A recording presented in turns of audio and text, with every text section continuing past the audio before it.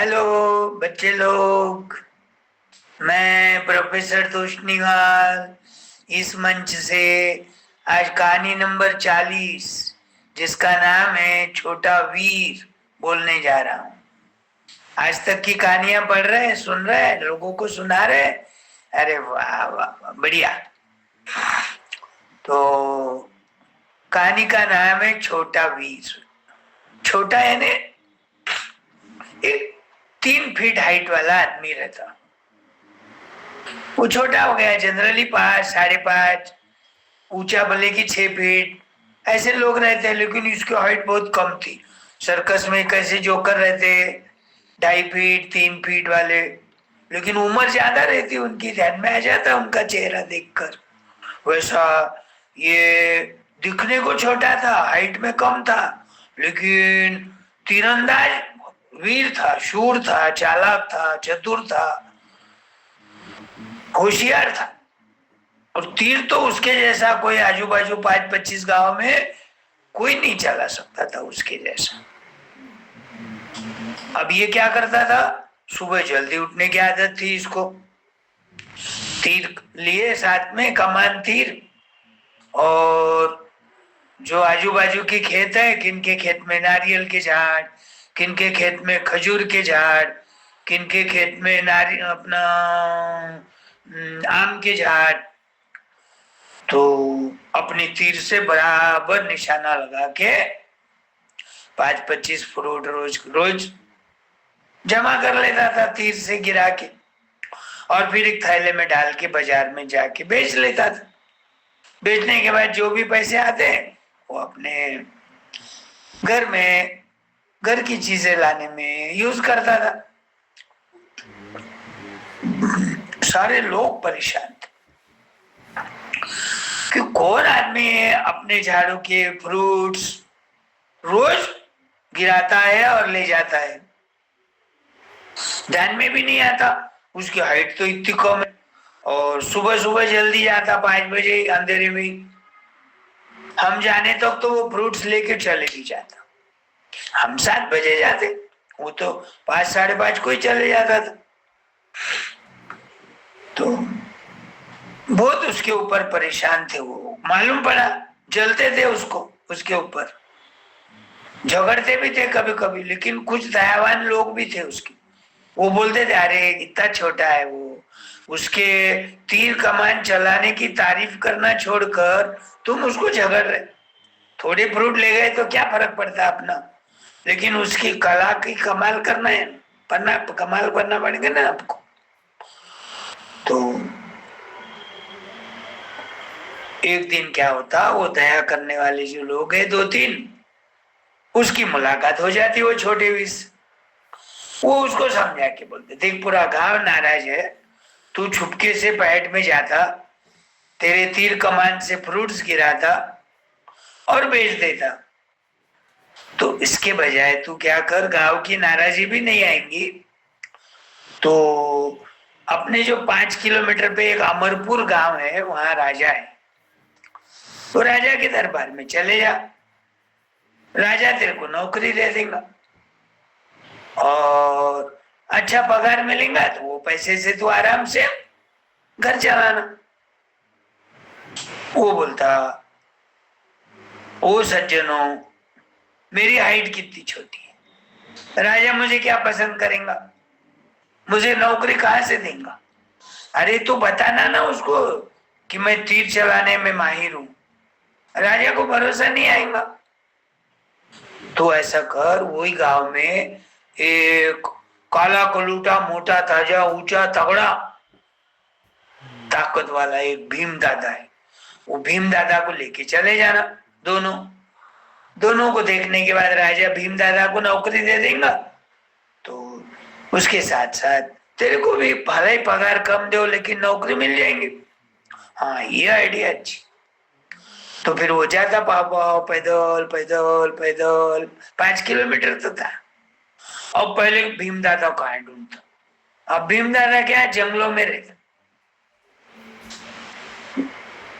उसका काला कलूटा, डरावना, मोटा ताजा तगड़ा रूप देखकर जो पैदल चलने वाले लोग हैं भाग जाते थे, कभी कभी सामान भूल जाते थे अपना, तो वो सामान में कुछ पैसे मिल जाते थे उसको, कभी सोना चांदी मिलता था। लेकिन ये रोज की परेशानी थी, तो उससे वो भीम दादा को मिलता, बोले देख भीम दादा, मैं 5 किलोमीटर मेरा गांव है, वहां से मैं आया हूँ, अपन दोनों मिलके क्या करेंगे, राजा के पास जाएंगे, राजा को अपनी कला के बारे में बताएंगे, तो राजा अपने को नौकरी देगा। चलो जाते एक दिन, राजा बाहर थोड़ी बैठता, राजा तो अंदर अंदर रहता, 2-3 सिपाही रहते हर एक दरवाजे के ऊपर। सिपाही को बोलते हमको राजा से मिलना है, बोले क्या काम, बोले हमको कुछ नौकरी होना, हमारे अंग में कुछ कला है, वो कला का प्रदर्शन हम करेंगे, राजा यदि खुश हुआ तो हमको नौकरी दे देगा, हमारे भी पेट भरेगा, हमारे भी बाल बच्चे। ठीक है बोले। दूसरा सिपाही वैसे ही बोलता, तीसरा वैसा ही बोलता, राजा के पास जाते, राजा को नमस्ते करते, मेरा नाम भीम दादा है। छोटा बोलता, मुझे छोटा वीर ही बोलते लोग, क्योंकि मैं छोटा हूं ना, मेरी हाइट बहुत कम है ना। राजा देखता सही में इतना छोटा सर्कस के जोकर की जैसे, थोड़ा हंसी आती लेकिन हंसता नहीं, वो छोटा वीर को बुरा लगेगा बोलकर। और ये काला कोलूटा आदमी तो उसको पसंद आ जाता, इतना ताकत वाला रहता कि उसमें तो कम से कम 7-8 आदमी के साथ एक बार उसका झगड़ा शुरू हो गया, युद्ध शुरू हो गया तो हरा सकता। और वो क्या बोलता, राजा क्या सोचता, परसों ही वो सुंदरपुर के लोग आए थे अपने पास कंप्लेंट लेके, भाई जंगल में 1-2 शेर है, वो रात बेरात को अंधेरे में आता है, वो शेर हम सोने के बाद किसका गाय का बछड़ा ले जाता है मार देता, किसकी बकरी ले जाता खा लेता, किसकी मुर्गियां ले जाता, छोटे बच्चों को भी ले जाता। ऐसी कंप्लेंट आई थी। तो अब कंप्लेंट ही उनकी साल हो जाएंगे। कैसा, बोले ये तो इतना तगड़ा आदमी है, इसको क्या करेंगे, वो सुंदरपुर भेज देंगे, नौकरी पे रखेंगे और सुंदरपुर जाकर वो शेर को मारने को बोलेंगे। देखो बोले भीम दादा, तेरे को मैं 500 रुपए की नौकरी दे सकता, अब ये छोटा है तुम्हारे साथ आया है, तो इसका काम भी छोटा रहेगा, तो मैं क्या करूंगा, इसको 200 रुपए दूंगा, रखूंगा इसको भी नौकरी पे, छोटा मोटा काम करेंगे वो राजमहल में। अब भीम दादा डरने लग गया, भीम दादा की और छोटे वीर की बातचीत हो गई। अब कैसा रे छोटा वीर, मैं तो बोलने के लिए मोटा ताजा हूं, एक आदमी आया तो मार सकता, ज्यादा ज्यादा 2 आदमी आया तो उसको परास्त कर सकता, यह शेर को परास्त करना है, शेर को मारना है। सुना हूं, बोले मैं देखा तो नहीं, शेर इतना मोटा ताजा होता, ताकत वाला होता, उसके पंजे बड़े बड़े, नाखून तेज, दांत लंबे लंबे, अरे मेरे को तो खा लेगा वो। अरे काय को डरता, बोले तो क्या कर, जा बोले वहां, कहा, वो सुंदरपुर, सुंदरपुर में एक मुखिया है वो गांव का, वो मुखिया को बोलना मैं शेर को मार सकता हूँ, मैंने राजा ने मुझे भेजा है अमरपुर के, लेकिन मेरे साथ तुम क्या करो, जो भी गांव में तुम्हारे तंदुरुस्त पहलवान जैसे आदमी है, एक 8 आदमी मेरे पास दो और 9 लकड़ियां लेके आ जाओ, मुझे दे देना, वो 8 आदमियों के हाथ में लकड़ियां रहेंगी और मेरे हाथ में एक लकड़ी, फिर हम पहरा करेंगे रात भर, जंगल में घूमेंगे और शेर जहां भी दिखा चुपके से हम उसको एक साथ मारेंगे तो मर जाएगा। मुखिया को भी अच्छा लगता, चलो अपने गांव की जो कंप्लेंट है, अपने गांव का जो नुकसान हो रहा, गाय के बछड़ों का, बकरियों का, मुर्गियों का, छोटे बालक ले जा रहा, किसके पास हिरन रहा तो उसको भी खा रहा, लोग खुश हो जाएंगे, तो वो 8 आदमी उसके साथ देता। अब रात में चले, आवाज नहीं करते हुए दबके पाव से इधर उधर, कोई झाड़ के अंदर है क्या छुपा हुआ, तालाब पे पानी पीने को गया क्या, कहाँ गुफा के बाहर सोया है क्या, दिखते दिखते तो एक जने को आवाज आई, शेर की नो नदी में पानी पीने की आवाज आई, लप लप लप लप लप लप, जीप से पानी पीते। तो हल्लू हल्लू जाते पीछे से एक साथ 8-9 लोग मिलके, कोई सिर पे, कोई पीठ पे, कोई पेट पे, कोई है तो पाँव पे, एक साथ लकड़ियों की 10-20 मार बैठ गई। शेर को समझा ही नहीं, तड़प तड़प के तड़प तड़प के तड़प तड़प के मर गया। अब लोग चले गए अपने अपने गांव को। वो कौन से गांव, कौन सा अभी बोला ना, मैं भूल गया देखो गांव का नाम। तो मुखिया को बोलता मार दिया देखो। अब ये आ जाता राजा के पास, राजा को सारी कहानी सुनाता, मैंने अकेले ने वो शेर के साथ झटापट किया, 2 घंटे तक झटापट चली हमारी, आखिर में शेर परास्त हुआ और लकड़ी से उसको सिर पे दे मारा, तो वहीं उल्टी करके खून की उल्टी हो गई उसको और मर गया। थोड़ा झूठ बोलता तो राजा पगार बढ़ाएगा अपना शूरवीर का नाम सुन के। अब क्या हो जाता, 2-4 दिन रहता वैसा ही। उधर 2-4-5 किलोमीटर पे एक ढोलकपुर नाम का गांव रहता, वहां एक राजा रहता। वो राजा ये अमरपुर के राजा पे आक्रमण करने वाला रहता, ये मालूम रहता है ये अमरपुर के राजा को। अच्छा हो गया बोले अपन ये काले कलूटे मोटे तगड़े था से भीम दादा को नौकरी पे रखे, वो उनके सैन्य को मारेगा। लेकिन भीम दादा तो एक या 2 आदमी को मार सकता है एक साथ, और इतने सारे सैन्य रहेंगे सामने वाले राजा के पास। हर एक सैन्य के पास, किसके पास था तलवार, भाला, लकड़ियां, सब औजार रहेंगे, साहित्य रहेगा, शस्त्र रहेंगे। और मैं कैसा झगड़ूंगा? तो क्या करता, रातों रात बिना बोले अपने गांव को चले जाता भाग के। अब ये छोटे वीर को मालूम पड़ता, और बोले ये तो भाग गया, और कल तो आकर ढोलकपुर के राजा की सिपाही, ये वो अमरपुर के राजा के पास बहुत कम सैन्य था। तो बोलता कोई बात नहीं, बोले अपने को तीर चलाना तो आता है।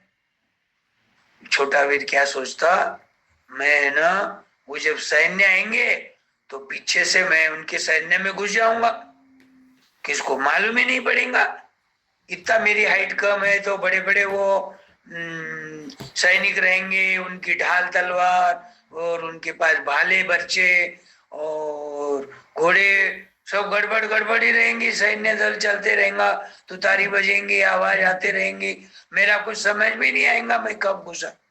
और मैं क्या करूंगा, जैसे जैसे आगे आगे जा रहे वैसे पीछे से मैं एक एक सैन्य को तीर से मेरे मारते जाऊंगा, किसके ध्यान में नहीं आएगा अपने सैनिक कैसे मर रहे।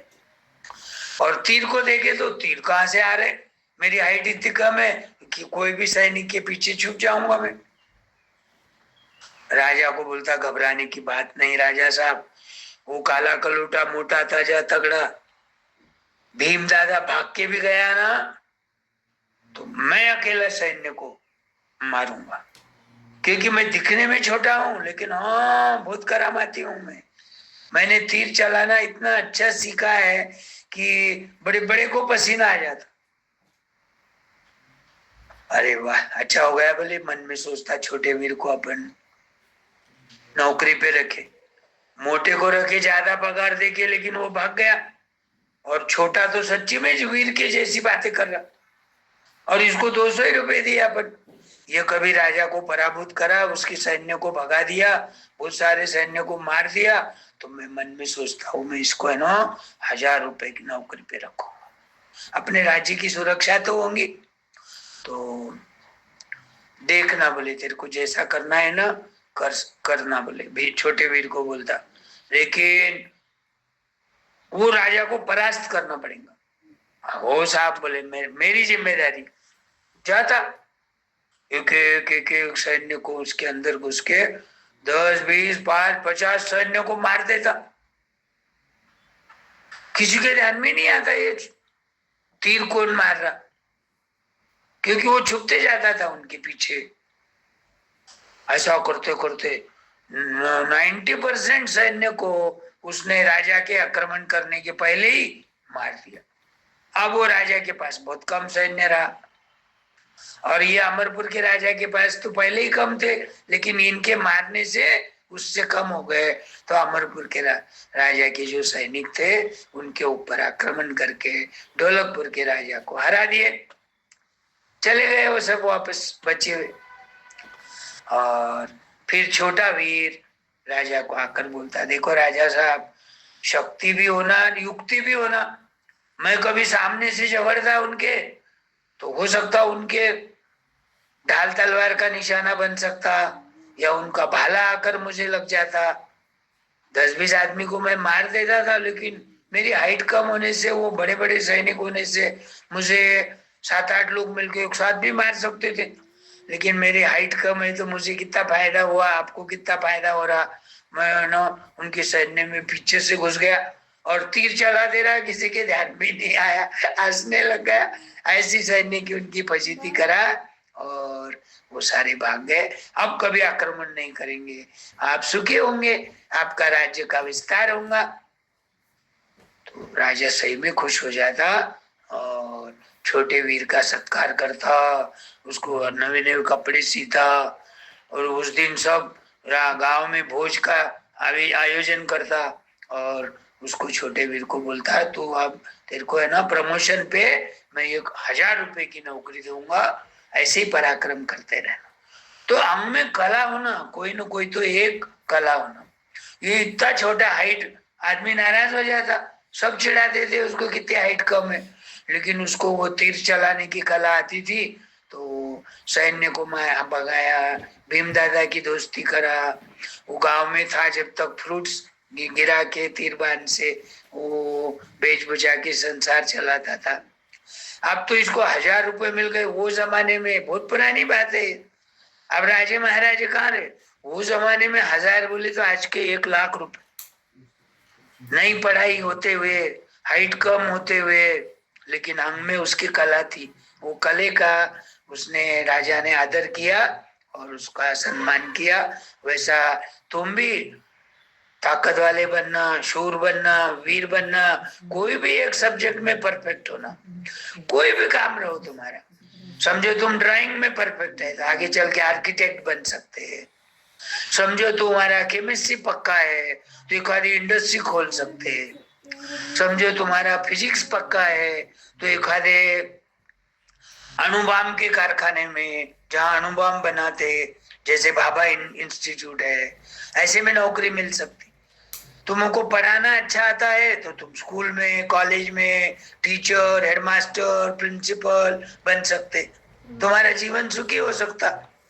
तो आपस में सारे मिलके ध्यान में रखना, कोई न कोई तो अपने को एक सब्जेक्ट में मास्टरी मिलाना है और आगे का जीवन सुखी रखना है। माँ बाप को भी सुखी रख सकते। फिर माँ बाप कितना कष्ट करके तुमको बड़ा करते, पढ़ाते, तुम्हारी फीस भरते, तुमको नए कपड़े, ड्रेस, तुम्हारे वो स्कूल में लगने वाले बूट और तुमको स्कूटर, सारी चीजें उपलब्ध करा के देते बेचारे। एक टाइम खाना खाते लेकिन तुमको कोई चीज की कम नहीं करते। तो उनको बुढ़ापे में संभालना तुम्हारा काम है कि नहीं? संभालने के लिए पैसे लगते, पैसे लगने के लिए अच्छी नौकरी होना, अच्छी नौकरी के लिए तुमको कुछ तो एक सब्जेक्ट तुम्हारा पक्का होना। तो करेंगे ना तैयारी एक में परफेक्ट हो सर? अरे वाह, सारे बच्चों ने उत्साह बताया, हो बोला इसी में मुझे सब कुछ मिल गया। तो ध्यान रखो, अब कल है ना दूसरी कहानी बोलूंगा। छोटे वीर की कहानी ध्यान में आ गई? चलो बोलो, इसका नंबर कितना था? 40। और वो कल तक 39 कहानियां हो गई और 40 कहानियां है ना, अपन 40 दिन से कहानी के रूप में अपनी रोज मुलाकात हो रही है ना। वाह, चलो बाय।